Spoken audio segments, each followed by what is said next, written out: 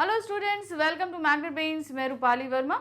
Magnet brains आपको 100% free education देता है। यहाँ पर आकर आप कोई भी वीडियो, किसी भी सब्जेक्ट का, किसी भी क्लास का कोई भी वीडियो अगर आप देखना चाहते हैं, जितनी बार भी देखना चाहते हैं, आप 100% फ्री देखिए। इसके लिए आपको ना ही कोई पेमेंट करना है, ना ही कोई आपको कूपन खरीदना है और ना ही किसी तरह के पैकेज को परचेज करना है। यहाँ पर आप कोई भी वीडियो, किसी भी क्लास का आप 100% फ्री देख सकते हैं। तो इसका फ़ायदा उठाइए, क्योंकि ये आपके लिए बहुत ही ज़्यादा हेल्पफुल है। क्योंकि भाई पढ़ाई में कहीं ना कहीं किसी न किसी चीज़ में जाकर हम फंस जाते हैं, तो उस समस्या का हल चाहते हैं, तो उस समस्या का हल आपको यहाँ पर मिलेगा। तो चलिए आते हैं आज की वीडियो पे। आज का वीडियो हमारा क्लास 12th हिंदी इलेक्टिव के स्टूडेंट्स के लिए है। उनकी हिंदी की पूरक पुस्तिका है अंतराल भाग 2, उसका अध्याय है 4, अपना मालवा खाऊ उजाड़ू सभ्यता में। इस पाठ से हम आज लेकर आए हैं CBSE previous year question paper solution, यानी कि पिछले 10 सालों 2022 से लेकर 13 तक, इन 10 सालों में सीबीएसई ने इस चैप्टर से जो भी प्रश्न पूछे हैं उन्हें हम आपके सामने लेकर आए हैं। तो चलिए देखते हैं कौन कौन से प्रश्न हैं। तो यहाँ पर याद रखिए कि इस पुस्तक से पूछे गए सब्जेक्टिव क्वेश्चन हमेशा दीर्घोत्तरीय रहेंगे। तो हमेशा 70 अबव जो है, 70 वर्ड संख्या 70 के अबव ही आप हमेशा इनको तैयार कीजिएगा। तो देखिए कैसे है। पहला प्रश्न है, अपना मालवा पाठ में लेखक को क्यों लगता है कि आज की औद्योगिक सभ्यता वस्तुतः उजाड़ की अपसभ्यता है? कारणों का विवेचन कीजिए। ये प्रश्न हमसे पूछा गया है सन 2019, 18, 16 और 14। तो देखिए क्या है, सन 2019 में, 2018 में, 2016 में, 2014 में। तो यहाँ पर जो हम पश्चिम की देखा देखी जो अनुकरण कर रहे हैं औद्योगिकरण का, तो वो यहाँ पर क्या कर रहा है, हमारी प्रकृति को, पर्यावरण को उजाड़ रहा है।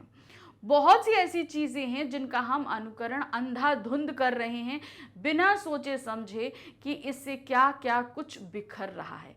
इसीलिए लेखक ने इसे उजाड़ की अपसभ्यता कहा है। विकास तथा औद्योगिक उन्नति के नाम पर वनों को उजाड़ा गया। धरती के जल का अत्यधिक दोहन हो रहा है। नदियों, तालाबों तथा बावड़ियों में उद्योगों के अपशिष्ट पदार्थों को लगातार प्रवाहित किया जा रहा है। इससे मिट्टी, हवा और जल प्रदूषित हो गए हैं। मालवा की धरती पर कभी अत्यधिक वर्षा होती थी। नदी, तालाब और बावड़ियों में पानी लबालब भरा रहता था। फसलें लहलहाती रहती थी। अकाल के समय भी मालवा की धरती हरी भरी रहा करती थी, किंतु विकास की अंधी दौड़ ने इस प्रदेश को भी नहीं छोड़ा है। तो एक समय था कि राजाओं ने देखा कि भाई मालवा रीजन में बारिश साल में एक बार होती है और इसी से पूरे साल ही पानी का जो है उपयोग किया जाता है। तो उन्होंने बहुत सारे तालाब और बावड़ियां बनाई। इसका नतीजा ये हुआ कि ये प्रदेश बहुत हरा भरा हो गया। पानी की कभी कमी यहाँ नहीं होती थी।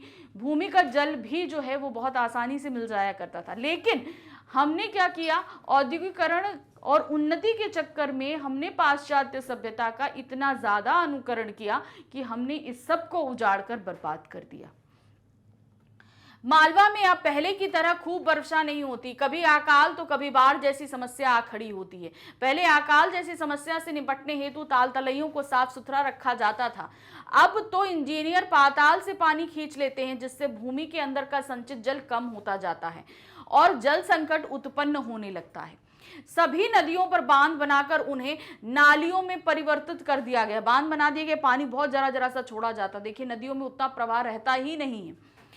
अतः मैं लेखक की इस बात से पूर्णतः सहमत हूं कि विकास की औद्योगिक सभ्यता खाऊ उजाड़ू नीति पर आधारित होने के कारण एक ऐसी अपसभ्यता है जो धीरे धीरे हमें उजाड़ की ओर ले जा रही है। इस प्रवृत्ति ने वातावरण को अत्यधिक गर्म कर दिया है और मौसम में असहज परिवर्तन देखने को मिल रहे हैं। तो परिवर्तन तो हम देखते हैं, एक्सट्रीम बारिश होती है, एक्सट्रीम गर्मी होती है, एक्सट्रीम ठंड पड़ती है और इसका नतीजा बहुत ही ज़्यादा, मतलब कभी कभी तो बहुत ज़्यादा हो जाएगा, कभी कभी बिल्कुल ही नहीं होगा। तो ये जो परिवर्तन हो रहे हैं ये कभी नहीं पहले हुआ करते थे। धरती का तापमान तेजी से बढ़ रहा है। समुद्र के जलस्तर में वृद्धि हो रही है, जिससे कितने गांवों और शहरों के समुद्र में डूब जाने का खतरा है। असाध्य रोगों का प्रकोप बढ़ने लगा है। इस विनाशकारी औद्योगिक सभ्यता के कारण हमारे सामने पर्यावरण की गंभीर समस्याएं उत्पन्न हो रही हैं। तो इस अपसभ्यता से बहुत सारी ऐसी चीजें हैं जो हमें आगे जाकर फेस करनी पड़ेंगी। तो हमें अभी भी इस अपसभ्यता, इस उजाड़ खाई सभ्यता पर हमें रोक लगानी होगी। नेक्स्ट क्वेश्चन है क्वेश्चन नंबर 2, पर्यावरण को विनाश से बचाने के लिए आप क्या कर सकते हैं, उसे कैसे बचाया जा सकता है। अब यहां पर आपके व्यू पूछे गए हैं कि आप किस किस तरीके से इनको बचा सकते हैं। ये प्रश्न हमारे सामने 2015 में रखा गया था। तो ये तो बहुत आसान है, हम पर्यावरण के संरक्षण के लिए क्या क्या कर सकते हैं। तो देखिए यहाँ कुछ पॉइंट्स हमने मेंशन किए हैं।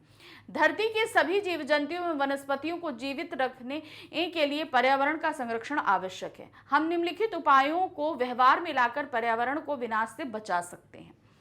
पहला है, पानी के दुरुपयोग को रोककर वर्षा के जल को संचित कर एवं जल स्रोतों को प्रदूषण मुक्त रखकर कर सकते हैं। तो आप सभी को पता है पीने का पानी इस धरती पर बहुत ही कम है, तो उसका संरक्षण करना पहले जरूरी है।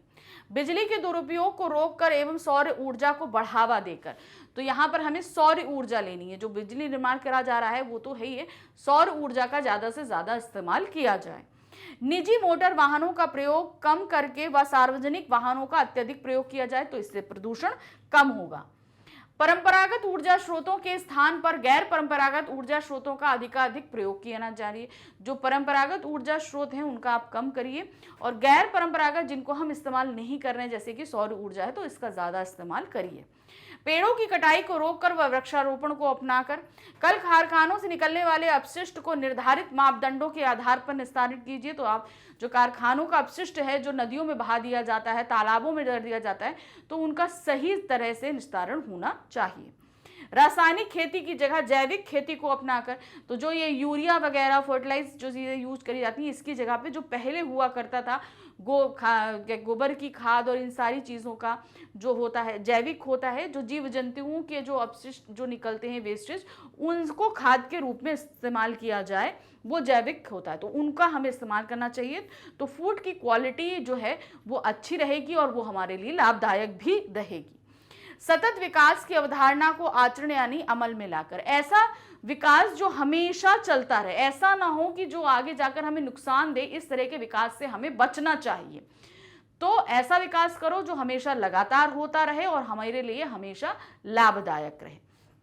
पर्यावरण संरक्षण के प्रति लोगों को जागरूक करके, लोगों को हमें जागरूकता करनी चाहिए कि वो हमेशा संरक्षण पर ध्यान दें। अब आते हैं प्रश्न संख्या 3 पर। नदी नाले तालाब को संभाल कर रखने से लेखक का क्या आशय है, ये काम पर्यावरण संरक्षण से कैसे जोड़ता है। ये प्रश्न हमसे 2014 में पूछा गया है। तो अब देखिए, नदी नाले तालाब इन सभी में जो पानी होता है वो हमारे लिए बहुत उपयोगी होता है। तो ये पानी को जोड़ने के लिए, मतलब संरक्षण करने के लिए उन्होंने बोला है कि हमेशा बचा के रखिए, क्योंकि बारिश के समय पानी तो बहुत हो जाता है लेकिन फिर पूरे साल हमें उसी पानी से काम चलाना पड़ता है। तो उनका संरक्षण हमारे लिए ज़रूरी है, क्योंकि हम जब संरक्षण करेंगे तभी हम पूरे साल उस पानी का इस्तेमाल कर पाएंगे। और अगर हम पानी ही उस समय का नहीं बचा के रखेंगे तो बाकी साल हम क्या करेंगे, है कि नहीं। तो बारिश के समय के पानी का जो है सही जो है संरक्षण करना है। तो देखिए क्या है, लेखक ने 1899 ईस्वी में देश में पड़े भीषण अकाल की चर्चा की। वर्ष 1973 में अतिवृष्टि के दौरान मालवा में 77 इंच पानी गिरने के बाद भी यशवंत सागर, बिलाबली, सिरपुर और पिपलया पाला टूट कर नहीं बहे। इस प्रकार तब मालवा पर अनावृष्टि और अतिवृष्टि दोनों का ही ज्यादा प्रतिकूल प्रभाव नहीं पड़ा, यानी कि बहुत ज्यादा बारिश हुई तो भी नहीं और कम बारिश हुई तो भी नहीं, इसका प्रभाव पड़ा था मालवा पर। इसका सबसे बड़ा कारण था मालवा वासियों द्वारा ताल तलैयों और नालों के निर्माण में रख रखाव पर ध्यान देना। तो जो राजाओं ने पहले बनाए थे, राजा भोज और मनु ने जो तालाब वगैरह बनाए थे, उनका संरक्षण मालवा वासियों ने बहुत ही अच्छे से किया। इसलिए जब अकाल पड़ा तो उस पानी का इस्तेमाल किया, जब बहुत ज्यादा पानी हुआ तो इन सभी से बाढ़ आने की बजाय ये सारे संरक्षण जितने भी तालाब थे वो सभी कुछ तालाब बावड़ियां अच्छे से भर गई। मालवा में बड़ी संख्या में तालाब पोखरों का निर्माण किया गया था और समय समय पर उनकी सफाई भी की जाती रही थी। 1899 ईस्वी में अकाल पड़ने पर इन्हीं तालाब पोखरों में जमा किए गए पानी के कारण वहां जल संकट की समस्या उत्पन्न नहीं हुई थी, क्योंकि अकाल के पहले के और फिर बाद के वर्षों में वहां अच्छी बारिश हुई थी। तो यानी कि जिस साल अकाल पड़ा उसके पहले और उसके बाद के वर्षों में बारिश अच्छी हुई थी, इसलिए वो जो पानी, जैसे अब मान लीजिए 1899 में पड़ा था, तो आपका 1898 में जो साल था उसमें बारिश अच्छी हुई, तो सभी तालाबों में पानी भर गया था बहुत अच्छे से, तो वो पानी 1899 में इस्तेमाल हुआ। अब चूंकि अकाल पड़ा उस समय बारिश नहीं हुई, तो वहां पर उससे बहुत ज्यादा पानी इस्तेमाल किया गया, तो तालाबों और पोखरों में पानी बहुत कम बचा।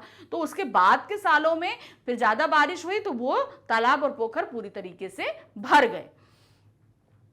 लेखक मालवा के नदी नालों की वर्तमान दशा को लेकर चिंतित भी है, क्योंकि आज न तालाबों की सफाई की जाती है और न ही नदियों को प्राकृतिक रूप से बहने दिया जाता है।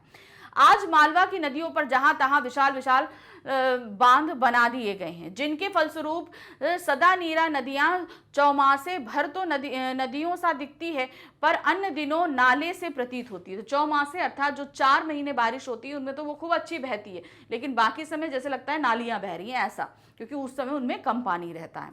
नदी नालों की इस दुर्दशा के लिए निश्चय ही हम यानी कि मानव जिम्मेदार हैं, तभी तो लेखक ने इन्हें संभाल कर रखने अर्थात इन्हें संरक्षण देने की सलाह दी है। प्रश्न संख्या 4 है, हमारी आज की सभ्यता इन नदियों को अपने गंदे पानी के नाले बना रही है, क्यों और कैसे? ये प्रश्न पूछा गया है सन 2017 में। नेक्स्ट क्वेश्चन है, एक जागरूक नवयुवक होने के नाते आप अपने स्तर पर नदियों को प्रदूषण से बचाने के लिए क्या क्या कदम उठाना चाहेंगे? ये प्रश्न पूछा गया है सन 2013 में। तो हम क्या कर रहे हैं, शहरों का जितना भी अपशिष्ट है वो नदियों में प्रवाहित कर देते हैं, फैक्ट्रियों का सारा आ जाता है, तो नदियां क्या हैं, वो गंदी हो रही हैं, यही चीज है। तो इसमें आज की भौतिकतावादी संस्कृति और खाऊ झाड़ू सभ्यता में भविष्य की कोई दृष्टि नहीं है, कि मतलब फ्यूचर हमारा क्या होगा ये हम सोचकर कभी कोई काम नहीं करते। यहाँ वर्तमान के सुख को महत्वपूर्ण माना जाता है। यह सभ्यता अब सभ्यता है, अपने स्वार्थों की पूर्ति हेतु प्राकृतिक संसाधनों का तीव्र गति से दोहन किए जाने से पर्यावरण प्रदूषण बढ़ता जा रहा है। खुली हवा में सांस लेना कठिन हो गया है। जिन नदियों के किनारे हमारी सभ्यता जन्मी पली बढ़ी, आज हम उनका सर्वनाश कर रहे हैं। नदियों में कलकल करती जलधारा के बदले औद्योगिक अपशिष्ट पदार्थों को प्रवाहित किया जा रहा है। नगरों महानगरों के मल जल नालों के जरिए नदियों में बहाए जा रहे हैं। फलस्वरूप नदियां गंदे नालों में परिवर्तित हो गई हैं। नदियों के प्रदूषित होने के कारण मनुष्य का जीवन विभिन्न प्रकार की समस्याओं से ग्रस्त होने लगा है और लोगों की चपेट में आकर लोग कम आयु में ही काल कलवित होने लगे हैं। तो देखिए, पीने के पानी का सबसे प्रमुख स्रोत हमारी नदियां हैं।